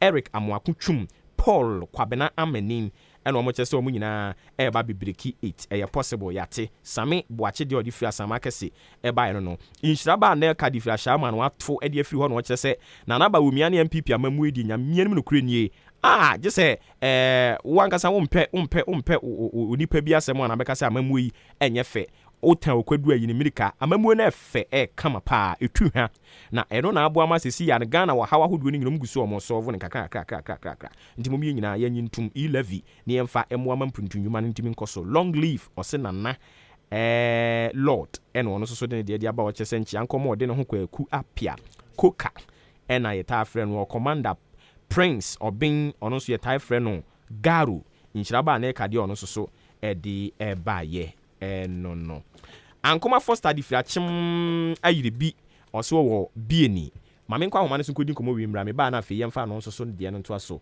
nana ye Frank Kwansa mum ene ekokasa Frank Kwansa national secretary edma NAPCO trainees no Frank oti yenka AHENKAN FM suni mayemo wache umpomboko nyamiado boko na mo so nyamiado me yenso ye ho ye papa ede mi ase okay until the last time I know twetwe nkomo no what did you animu sem ba be demonstration ama demonstration no kra na say I receive some backlashes bi kakra se si a police force den ba so ana se den yo me do wa se some akonya we se min kasa fa na ko this is straightforward no police amanya konya sanya mi adoma on the 17th of February yawode ya demonstration the best successful the entire demonstration is say abide the aka 5 good months or NAPCO trainees abide sanso day next form we NAPCO for 10 good months abide chomoka 2 abide so permanent jobs the same the money make say permanent jobs no say and then ababadi yenim onintina NAPCO for ya hadwin sanya me adoma on the 17th coming Thursday ya by demonstration chenche or memo have from Circle to the Independence Square. Oh, okay, I see. Yeah. Enti a free briar ball and command na mo so much say mo hwe ni mo sen company for crab be kan bibia kyerem no mo agyan no omunyan kan hwe won. Munia abide the aka 5 months and drop na buying 2 months salary allowances. What they have 5 months, what 2 months. Even aside that, what 2 months, you know, next is for a banjo, maka 10 good months. Next is for the Chomaka, not perform next is for a move Jumadin across the country, you know. And then I check, and Tobiaka. They need the ecoso. They said the only way out is to demonstrate against this government. Na yera kwansa say aban no atua 2 months dia empani say bosmo no betina ya otai kire wo na chiwade ebi samanu mi samu tu bi ebeben ade na munya motre Munya because of the year best demonstration no only thing aban the popo iden it's 2 months no can you demonstration per say ya aye aban unpopular and can buy any nothing per se because of this demonstration, only by the Harry Island, it's 2 months. To me, I say 3 months in the business can baba. Permanent jobs are by promising and so disaster the business are permanent jobs on ever. Into demonstration, it is not only for the unpaid allowances, but permanent jobs now. Nana at the Don Kwakufadu, or saying, Bo, said, Nako 20, want to Abamamin. Prior to 2020 elections, you know. Na kata na ko yentu abamano ye to abamano a oben ye permanent ampaso ye na ko fu ye dwumaden omuko rura irresibio na na de na akofo onko hoda na ko fu ko tan klasin eke campaign edman na adedanko every new mandate and say they are coming out of the year 2021 our HFM Kumasi na say but said over 73 NAPCO personnel are going to be made permanent. Meaning, up to now, that was not promising, ni MPB government promising, and be yet. I see. Mame na se na yamfie ni ni akire nti mo demonstration no so ye be follow bibia ni e be san ba ne abedi mu nkomo wae. Yo, me da sepa.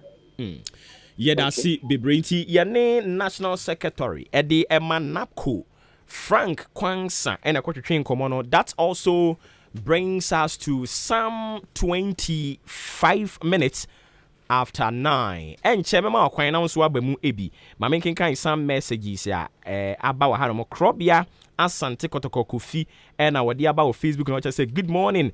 Also citizen biara also then every citizen has his or her right blah blah blah blah blah. Okay, and he talking about freedom of speech. Yati. Yeah, that's it for coming through with your message. Bra K dollar and what the alpha Facebook and just say keep the fire burning. Mimia stagger or say more fire. Yeah, that's it. Haley Selassie so the message number 10 as I'm walk as I found crying so you can hear who. Anyways, thanks for coming through with the message nonetheless. For agent for bra.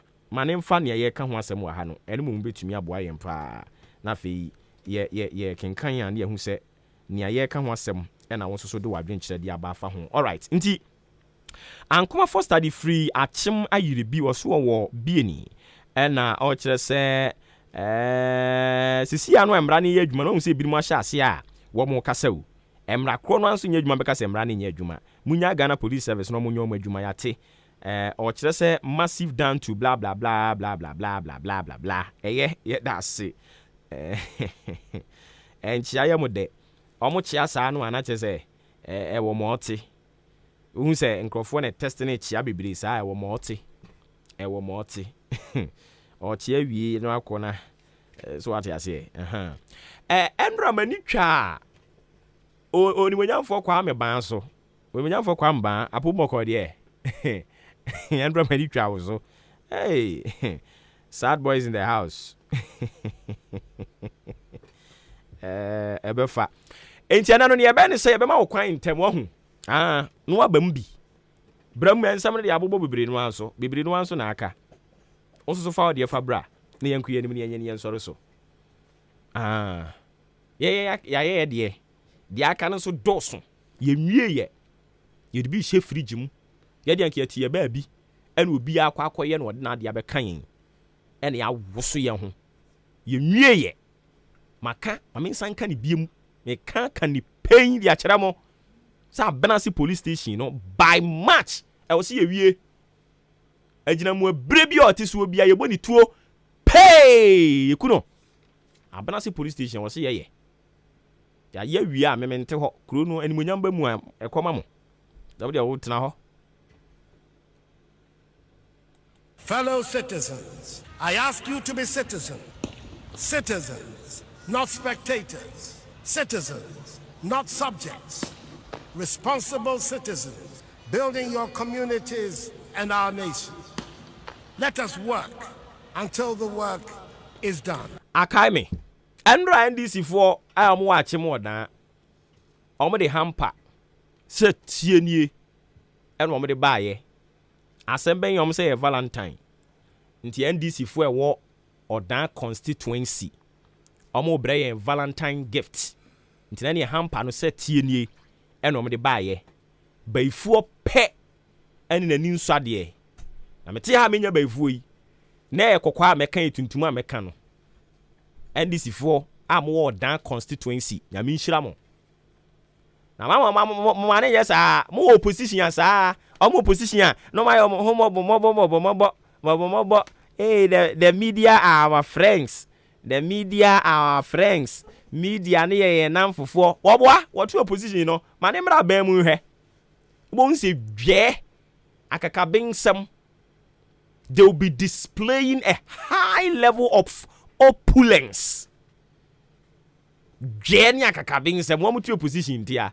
Yadamase somebody diamo de bra ye de ba ye nyam hisira mo wo eti aban mu no ye ka ni sei no ne ye omuntie no mo nya ne sene fata no mo aban mu no MPP fa asem na make ezi misuru won mo ya ne sene fata na minim say NDC for mo opposition ti no mo sheda chechire ne tofo sa de ba ye no o mo ba aban mu wi ha afi o se ye bo mechem so nti wadwa o mu awokora ne ne womu nso de na e kama chocolate no nkrofo adi ayimu adi amgusukuru adi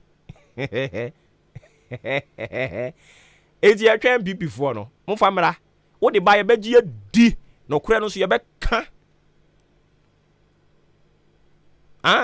wa sa de se wo so be ya mamre uni mu ameka kire o ya mamre ne amane Nyankopon adom a na watwe wei awie ye mu ho ba bi e de ko the next week, you know, NPP4 ekoye internal elections. Inti omobesha from the branch no na me ka kire NPP4 what to bottom electoral area say me ankasa me nwia enye so ye me nwia nti me ye campaign ama no adwuma no betumi aye munim se me wa dwene nya adwuma nti me nante what I say say me kasa radio so pimpimpi no sa me life for tie to wa dwene nya dwuma onya discipline ummu ho utie wu ye de to ana de ato ha ye de to ana de ato ha untimi me nante o my Ghana ni a o my Ghana ni fa wunua asem to nchen ye mpushi ma o my Ghana ne nko nanim ye wie na afi ye beka nua asem a fine abrante ya me ye campaign ma obia mebo ni din be pie firi manum ana meka ne ho asem o me platform yi so no na sa nipa no waben obedin sim hunu amia me de ne beto ade atetare no mia me de ne beto ade atetare no what has here nti MPP4 no amokoto aba no abrante bi ye friend Bill ebi no friend Yima ebi no friend Bill o ye MPP ni kane no ye Tescon omo vice president ewo ayi suku yi e wa kire ha yi omo metua ye ntimi mmom din holo mo na no wo Bill ni din no or Bafford secretary branch secretary montoma no ye good montoma no a obetimi aboa mo break the 8 na mo dem anu to na e kan de emfa hwema break the 8 e come break the 8 wa wo ka break the 8 nkra come de break the 8 oya mo come e dey break the 8 be na ye mrekie e come mo pedi obeboa mo a Bill Ima montoma no mi ankasa mesi fuma be campaign no me ye ne den no oba no be din se hunu a ahaya ba bia kekere aboa no ahaya na e be sane no ya tetare no yes, the president. Yes, no president mum. Debut. Debi. Nti bill baby din se hunu a yenya haya de beto ade atetare no. But me say won yesa obeye dwuma no e de amamo na sa mo e come break the 8 na break the 8 mu hia nkrofo a ho me strong. Enya come break the 8 na mo tetete ho a mo keka no. Enkrofo bi me amen o te from I break the 8 e de na yemreki e come ni yemreki anase ani ha akwadworo no ni yemreki anase mo de ahia ye beba ho no mo ai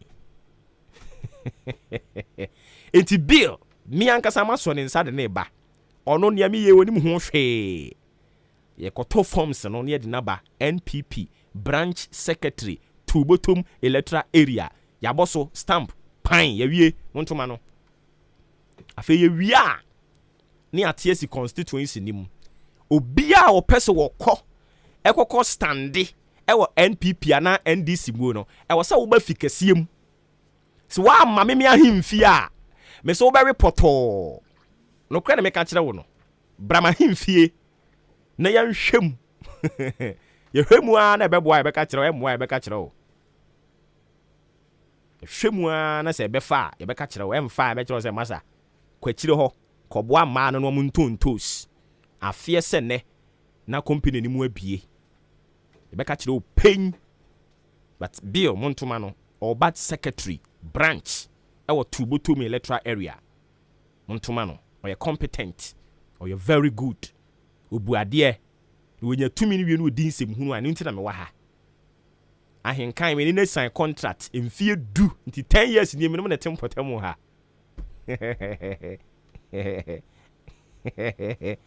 Oh my goodness. In fear do. Yate enti montuma bi mfama me ye wia ye ba constituency no so constituency no so no obi abeti ne din wo ha no eye motuma no ebeboa mo wanti ne din wo ha no mo a ukoto adwen hu mienu nti platform yi ne platform wa ye de to aba no oti ne din wo ha no mo ye competent wanti ne din a me say adwen hu mienu I say cargo a wahyehyɛ bidie na asa achi a eba no ugi ni die enyeyi bibia betumi asi nti build ya na yawie nyame ya adom a ne aka no ebeyom nyina 1 ne yakɔ yanim Tubotum electoral area fo anopai makyia mo megiri sɛ mo mpum bɔkɔde mo assembly member ne ho yɛ Honorable Clement Atefa megiri sɛ ne ho yɛ thank you sanso so na Wowura Castro presiding member Obonidin we nya botra beka presiding elder na je say we Pentecost ni nti ma menya botre o ye presiding member PM ono sa no pay ma chia no ni aka kire de wa mama himfie wa makunwa ayi efikasie mu a ye mwa asemo ma wa kyen ma ni die ni awo tie ko yanim so ati ase enti yakɔ yanim a na region ne de maka tam sɛ region no mo amfa ma Jeff a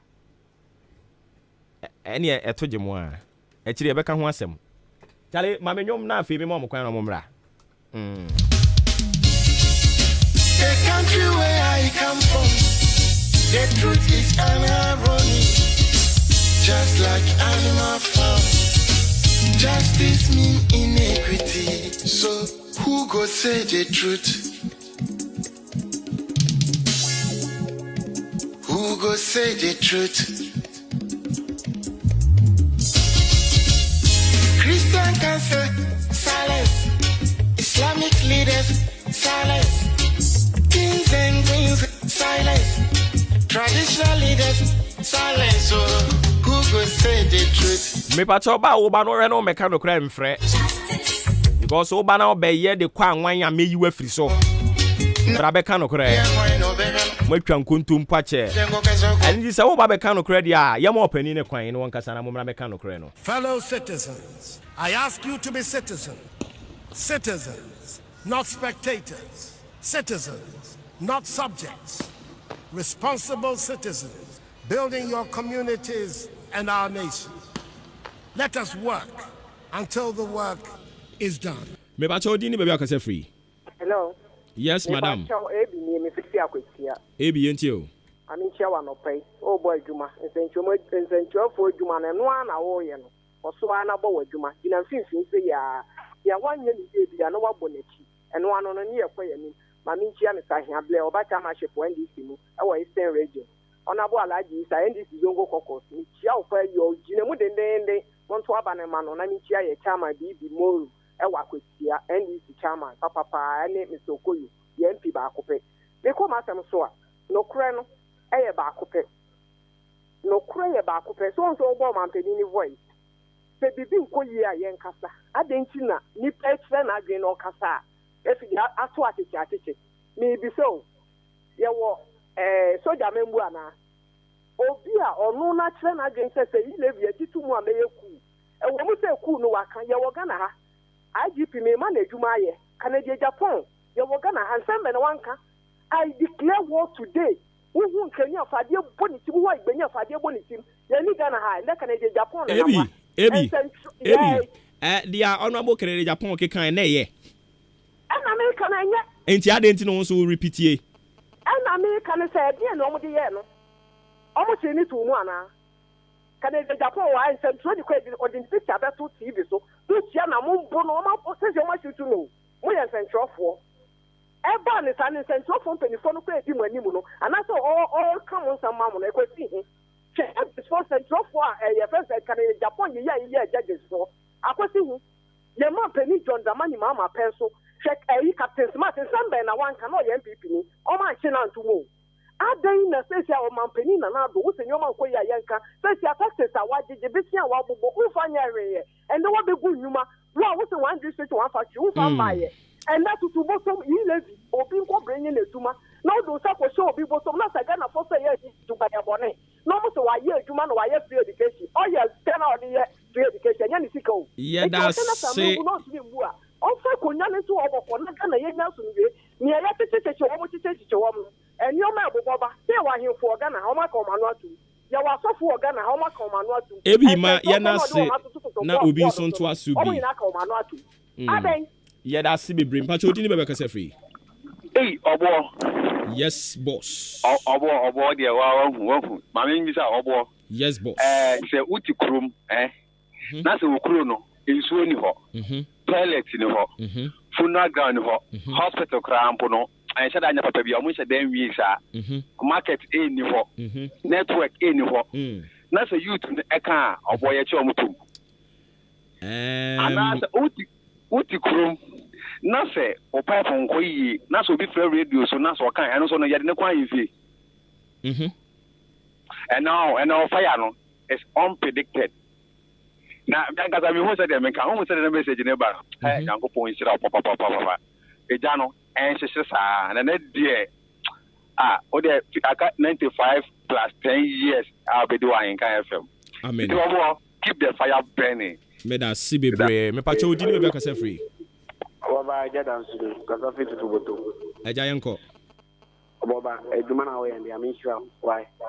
Iye mo na wo ye no. That's it. AHENKAN oba e mama ye kwan meja.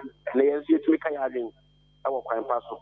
Mama inde se ne call it enya ba kokra BBM education health center then you economic case BBM nye na ku faru ni pen for mo hino mo tutu nyama yi anya sa dia dimesi baba yeah that say odi ni be akase free anwani e wanti anwa bonite o mayen yanko me ko amba dia fi bonite o ma mu ko form lesa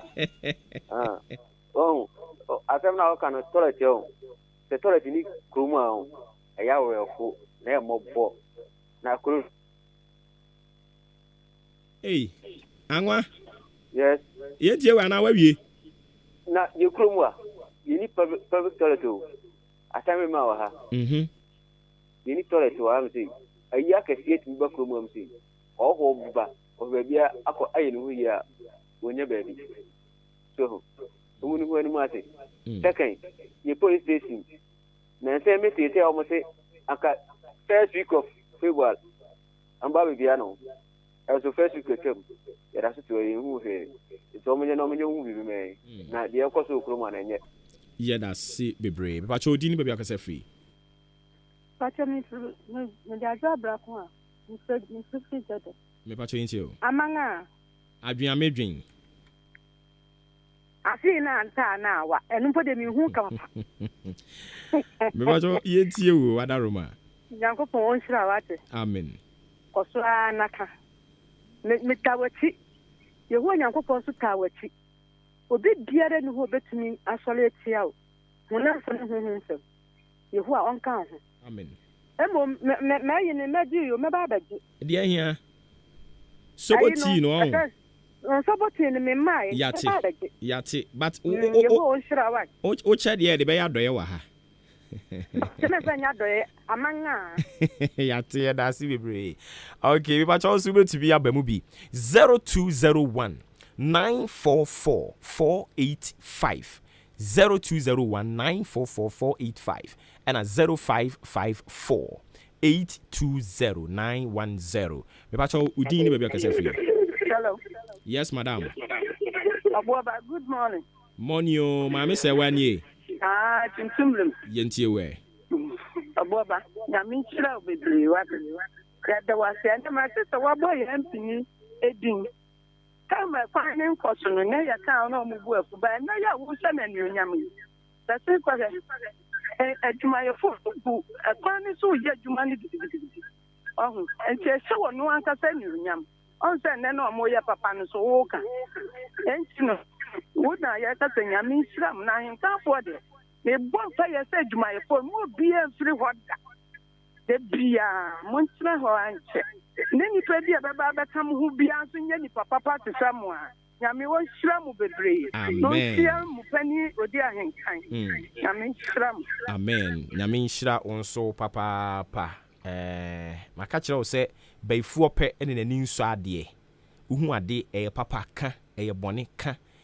MP mienu no ukọ mo mpọtem ho na hwe se de omo ye kwan a oba beduru achemodan na waso abodwe bisa ho se is this Ghana ubisa ho sinti achemodan ha no MP no okọ asembe ne ya wo ka kire road minister kwan omo ye jese kota nkwa enkrofo se glass nkwa kwachim so aduru obe bransan wa hunu kota enso bra ha mo amu na mo se mo na mo ye the mother of ede ye ne mo nne mfu true Who did baby akase free? Oba ebinio. Hello. Bia wa ba kwa na se de hia. Ona o me oda ebi se nna ba jikosia. Yo ebi enti o. Aha. Oba ya me share ma pa o ye. Oba ba woni bibi. Just o ka kire me. Hello. Me pa cho just o ka kire yen yo, ye nyina ye tie o. Bibi si oda ko mu anu a, ma nte wa sem bia. Na se ya na oda dwo ma hye ankofo na ma hye ankofo gani jam ne ma ho na sem se ya wa de bem de 3 weeks 2 weeks abon sai na ho mo bo ho na that's for what say no so be ni ho no chin toilet papers e ya gede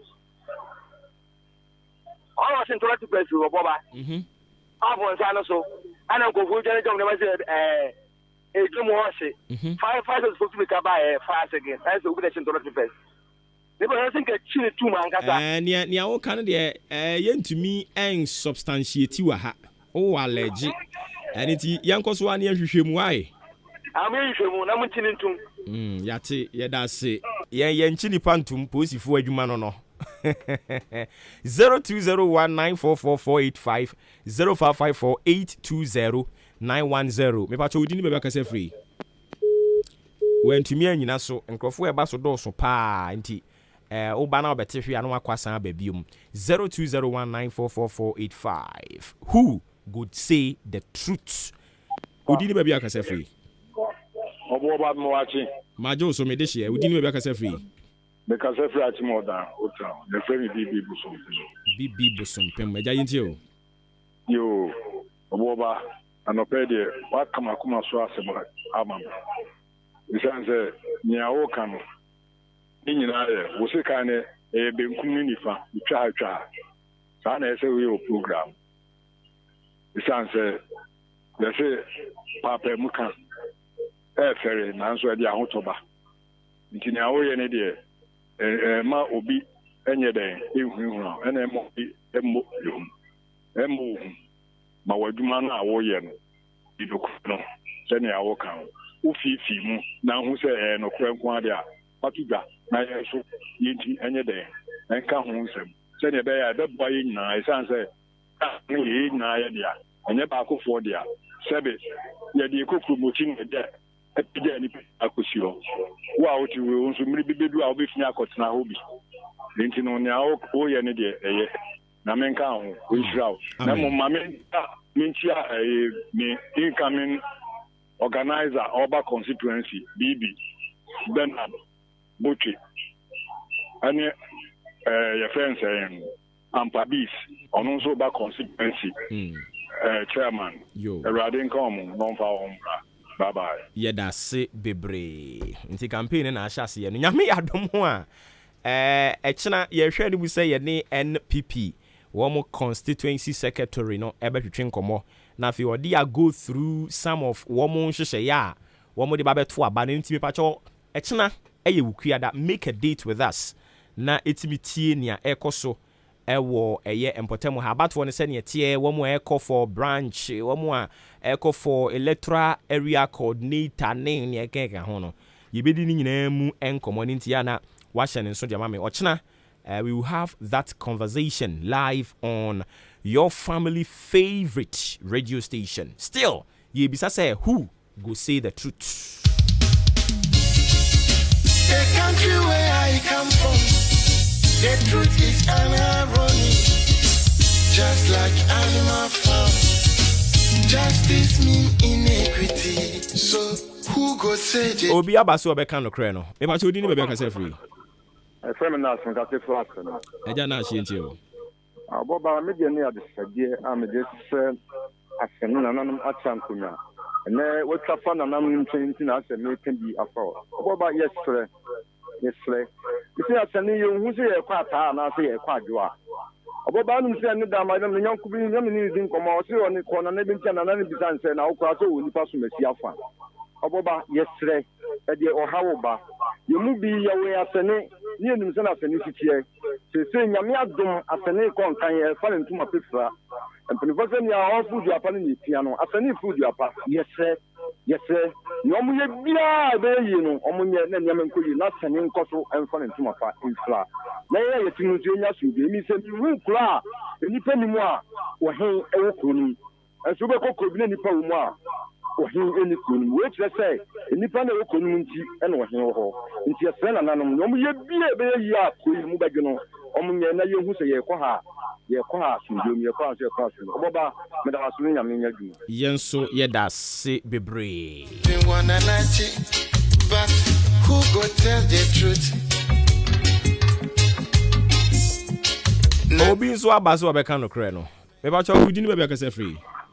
Hello. Wada no maudi ni be be kase free. Obuoba me an ma san ba bi mu we de me baba ko o ne me ku wa hasisi a amoni di ene no nya 15 years ono no se odi ahenkan ene no nya 20 years ono se odi ahenkan se mti odi ahenkan edi aka ne di hu ye fe no efia amponsa abosompe modio ahenkan so je ne o 20 years eti ya mu we se ne mam yati yenso ye da se na so kutrata down na so bidia ba ko why no keke Enti bosompe mahinkan believed to be 93.3 and beyond.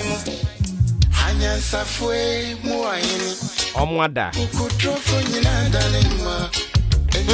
Who go say the truth? Ni bisamo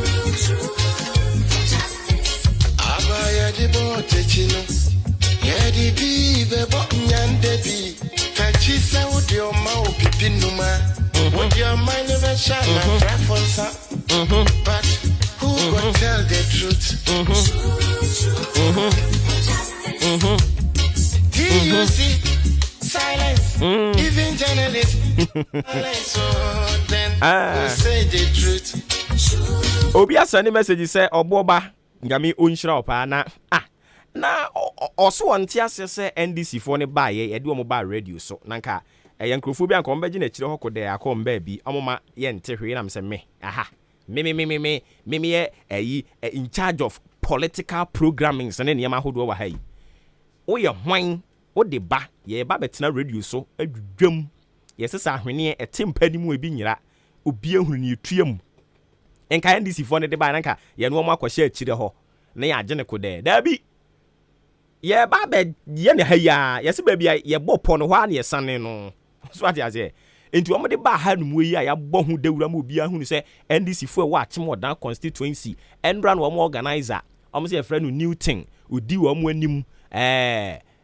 omo akaka omo de mi refum di o maame ba ko ye so ono call for deputy women national organizer BBB organizer BBB organizer o kan ho ne ba ye e na omo se aboabo branch no omo chairman mi refiri ne din ono so kan ho bi ba but okay ono ne din no ofori bi ka ho no ba ye e na de do betra radio so bi so mo nante se no so e Valentine Day and into the chocolate ni hwan ade no so ya agi ya di ya twa MPP fo no wo mo so famra yensre wo meti yensre ye se chinchina mo famra but fabra wo de ba beji asan ye ho adwuma uwie no kwan nya ye be ka kire o pen wo kwa achim so aduro wo kwa achim achi ase a contractors wo kwan so mo ye kwan ni dika omo inner city roads nyina achim so aduro na mi duru ho no na me se achim so aduro ana mo MP eye chairman de ma roads ni nti ana na se mpo sa nkura ne ti a achim so aduro MP eye chairman de ma roads committee e wo parliament na odan MP enso so pekwan a sanka we die nka yesenka we twa fufu amene fira tonkwam na so mra mehwa achim odan ya awere ho mo de mo achim odan yi die ye kama asem ana mubu afuo no ebe hohoro pai se ta na mo ehunu baby am betena emfuturo kuro ni mfuturo je se kuro ba akwa wotie mu achim odan constituency no ensuo to amane opeba amane monso mo de tutu mo ho say ye de MPP stronghold anopa yi e wo se kofi oduro ka asem kire mo won share me so won share ya mo stronghold enie ene mo bo papa de ko di na enie kam bibi ntu mo adwene mu me de mi hunu no kura no aya mi ntimi nkama no ntumu o na nka chim so aduro kura mpo MP ene wo ye Rose Committee chairman na so no de kwan ba anyenye bia so omo soa contractor na ba omfa odansa no akoso aduro so ofa odansa no akoso aduro ana contractor no ofiri nkran ba ye den obefa odansa no akoso aduro uduru so aduro je say car na kura de ofiri so aduro mo aba odan no wadwa bu afu because wo hwa kwan pa a ofiri so aba kwan fon kwan tantan so a you ask yourself, is this Ghana? Or that? Shaka. Baby, just Abuabo cried more constituencies in there. Baby, more pie Abuabo. A hono so no so pass musura asem no. A hono, pass musura asem chain electoral areas ni nyina. A hono. Asi ye pe ye beka yintimi nka twetwere ye bo we di akwa ye die mu o enso yintimi nka no ka masa kanu kura ni kire onua wan kanu kura nkire onua wo no ani ti musemo dakwasi akwa ama ne boro so ono abo eti no kura ni twetwere mo bo mu ntimi nka ono abo feli a ye be tuatia no mo kanu kura nkire no sa abo mo kwan no abada birido Abuabu kwan yesi former MP ede odi animu be ye eye former MP na enye onu abu akwasi akwanti ye hu ba bi a ho nkrata ne nam ede ye hunu pani a wodi animu se ekwan no e ho nkrata wo kwadwo ho e wo kwabena ho enti yakwaji abeye e na anwene ne se ne da ha no anwene ne se mo ba se kire manu aka no kra kire wo mu a we de ye dan ye dono no se eyeyi eye dokunu 2 CD ye penasem no eye tolo beef 50 cedis mo di be tu aduane so wawe mo ntena ho chale pia menyum tu ma me nkom baby Christian cancer silence Islamic leaders silence o te ka mu a wo be si hia o si mesi aboabo bus stop aboabo bus stop ne we hia ye se kwan ho ho Oya dengo ziko o share esi o share Oya dengo kezo konfo ziko Wangazo ya Oya mobo papa aboabo market we hia ye se no ne si nsuo ni mu no mo bo Kano kra kire wa ate ho mu abufuo pom papa ye se me de be tutuku biare Ohini bitina si wasasi so na ye friend na ye nkamasem Onipa bi obeka na sembia so antwankwa obechi wetu everybody was afraid Anunti na nantuma kotiti ajenai once na bodom pin one anachi but who go tell the truth Nanai or say me Nanso bien person beka wasam because everybody is afraid. I don't see a besi ha. Na ya chia mu pi. Ama mu moniti. Ye di dwumadi ni nyina di si ha enne benada de no. Ye di si ya. Oh my goodness. Obiaja konson so to grow German to me bia ka kobrafo. Na se mo enyi na ya. Obuoba. Mo enyi ma ye. Na so ko trata down na so bi dia ba ko why no keke. Ghana adisiye. Obuoba Ofori Amanfo Maakye e ba AHENKAN933 FM. Hanya safwe mu ayini. Omo ada. Akuku trofo nyina dalema. Omo hwo ayira. Who go say the truth? Okay, so on behalf of the team, we just want to say thank you so much for being part and parcel of the show from the very onset of it. This is where time will permit us to throw the curtains down. Yeah, what did I say? I say yes, you are ma. But I make us say back on chira say can you create a Ebi mo cherish your friendship wa to the thing say uhunu no kora na untimi nka maza kan no kora ni de enko ye Odi AHENKAN933 yabo ye executive producer Adwempa Hini Kofi Mensa ye lead producer Kobe K ka ho bi Kwame Asante de ko social so frame me Obuoba Ofori Amanfo the commander general ensuro jaba ko amaka manu sipe obeti etuntum mire muhema sisi ye de ne ko assembly woman Efia Ampofua Apumoko de na me adumo na enre bia yakọ vals day na nke jafe ni ye de asebe to form ye ti ya yeso akoda oh Aye obo afi de mos we be se so ayes ye fi akoda o oh yasamu adan ya o see Church of Christ for the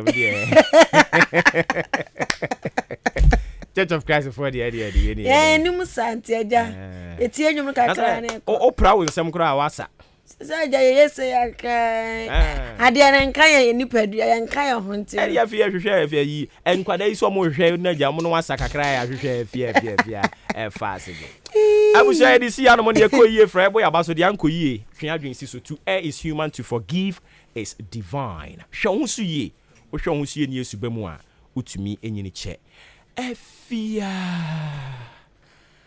ampofua obo yetie o Abusia anapa no du abapa wonsema baako kase botel na medebra wono midi ede afia ampofoa na ensam webedi adencheche ewo ye kase bahudrom wona medi ni headlines no eba no abranya DC dia tojo chese Ghana for 11 yentuo na fe John Dramani Mahama so Wogusu awo campaign ku osiku mbra no sese ku si Ghana ha se ho ba mo bosse ti wo mo a wo mani afechiro mo ka ku no wono mo hwenyae sanso na president ya wada National Union of Private Schools Ghana ano so dia to George se wono mu ehia siesie bi awakadabe calendar ni mu nti wo mo sre GS for se wo mo hwenye san siesie no sanso na Peter Otoku no o dia to George se as I say no any pipi amanyoku his excellence na nado danko akufo adutua no wamanioma ayetare amamanyosem ayetare pa wagana say any akeka ho ne bebo emwatie deputy general secretary dema any pipi amanyoku no enso de atudwa wacha say ye chinsam trofo a enya hwe si ye chinsam troni a bone be na won wanti ye chinsam trofo na nkofo ka so se enya hwe na nansen as a general ye see me enso topa enso asase e to gidigidi nadmo fo be kone akwaje afutuo everyone ho owura ba akwakopiam our University of Ghana o kire kasa hodro onu so de atudwo oche se na sensam trofo ani etra wo mani nton wo mu refi ethics ye kansam tradwuma no ho no enu nti no ma fa democracy ho ewe enkokọ bebre na se na wo sensam trofo mo mani eda ho papa we die ya futuo sam enu nso sam ya de baba na unim se na nsan ku